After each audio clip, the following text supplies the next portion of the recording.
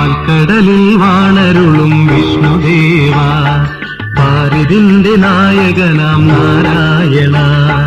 പാൽക്കടലിൽ വാണരുളും വിഷ്ണുദേവ, പാരിതിന്റെ നായകനാം നാരായണ. രാപ്പകൽ നിന്നാമം ഭജിച്ചിടുന്നു, നാരായണായ നമോ നാരായണ, നാരായണായ നമോ നാരായണ.